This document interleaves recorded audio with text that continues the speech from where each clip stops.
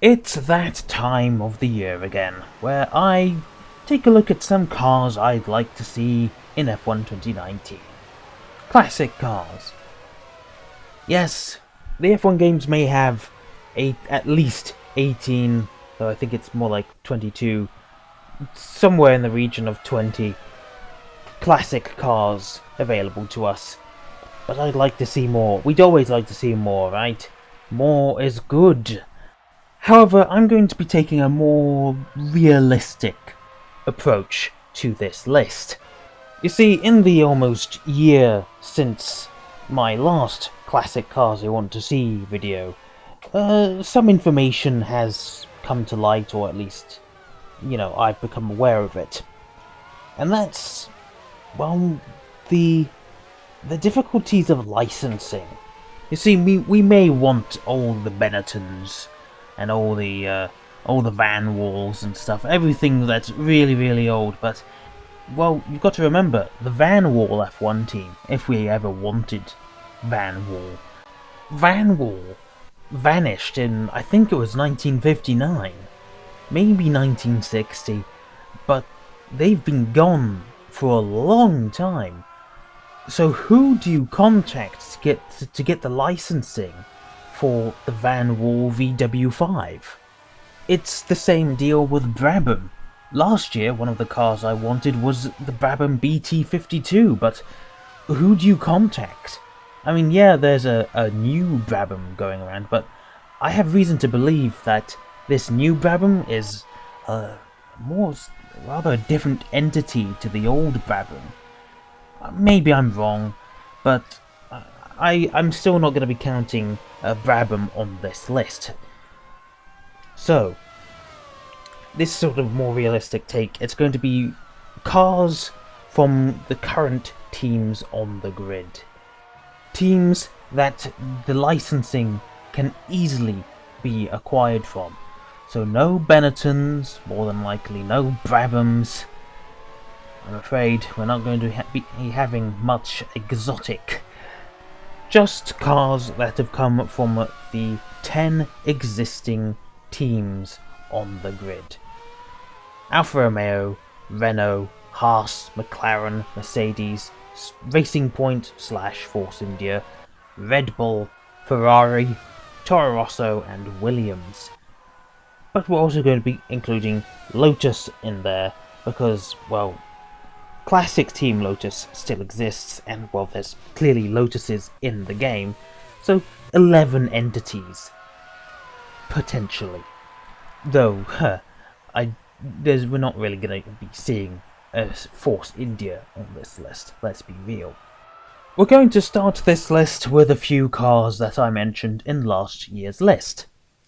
And we're going to start with the newest car on the list, the newest car that could potentially be a classic car, the 2014 Mercedes F1 W05 Hybrid. Love them or hate them, I think this car deserves a place on the list of classic cars.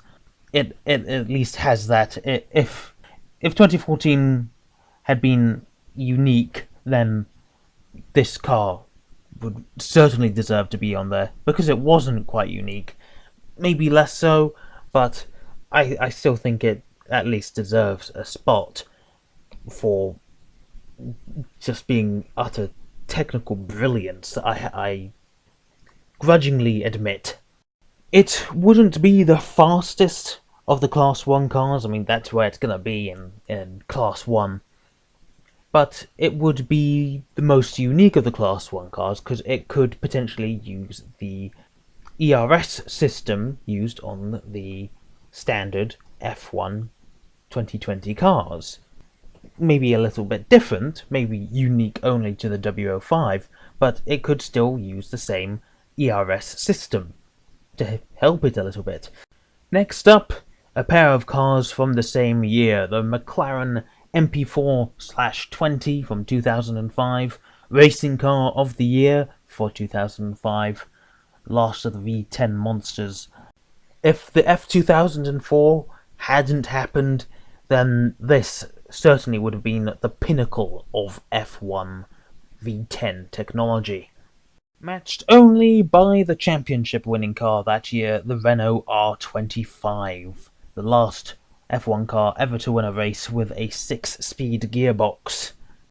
Yeah, sure, we already have the R26, and maybe they would look rather samey together, being on the same list, or, you know, in the same game, same race. I think it deserves a place, come on. Another Renault, this time the first Renault F1 car, the Renault RS R1 from 1977, I think it was.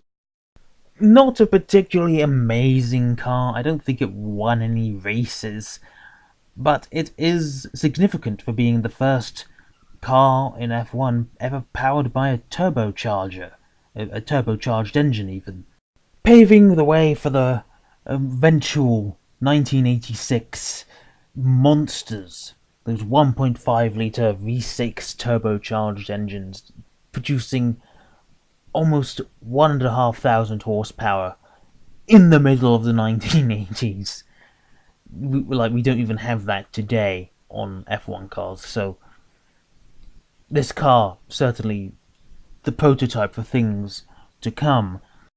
And speaking of those 1986 monsters, let's move on to the Lotus 98T from 1986. It's already featured in F1 2013, but I think it is sorely missing. The fact we only have one of the V6 turbocharged monsters, that being the MP4/4, I think we need some more of those turbocharged cars, because they are just sorely missing from the classic roster. And if we can't get our hands on the incredibly powerful BMW-powered Benetton of that year, then why don't we settle for the second best, so to speak, something that was pretty good, something that won races. The 98T, I think it's a good place to start, and we have the Lotus license. There are Lotuses in the game. I think an 80s Lotus would be nice. Something better. Better than the 78. 79 even. But let's say Lotus doesn't agree.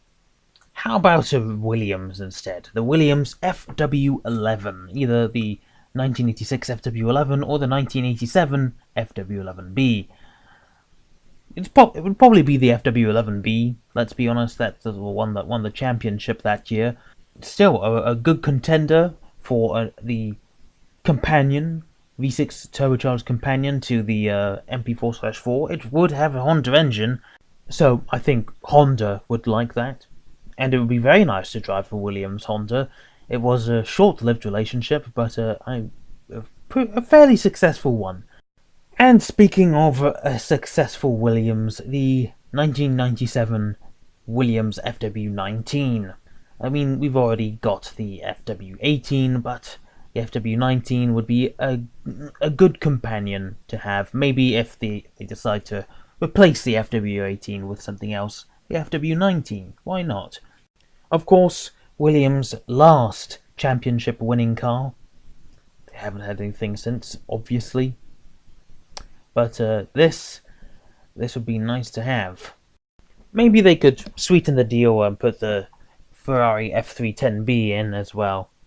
You never know. Speaking of Ferraris, the 2006 Ferrari 248 F1, or F1 248. I really wish they just called this the F2006, but whatever. Get rid of the F2007, put this in its place, and have nice battles between the R26 and this, the 248. Now that would be some spicy stuff. I don't know why I said that, but still, I would like to see that. Two more champions battling it out, alongside the so-called James Hunt, and so-called Niki Lauda, and Ayrton Senna and Alan Prost, and Michael Schumacher and Fernando Alonso. That would be nice. You never know. I mean, we've still got months until the next game is announced. So let's pick a wild card. the 2008 Toro Rosso STR3. You never know. Of course, the fluke Italian Grand Prix winner of 2008 is probably not going to get into the game, but I mean, the only race-winning Toro Rosso ever, Minardi blood in its veins. It would be nice, but let's be real, it probably won't get into the game, so let's choose something that probably will get into the game. The 1984 McLaren MP4/2.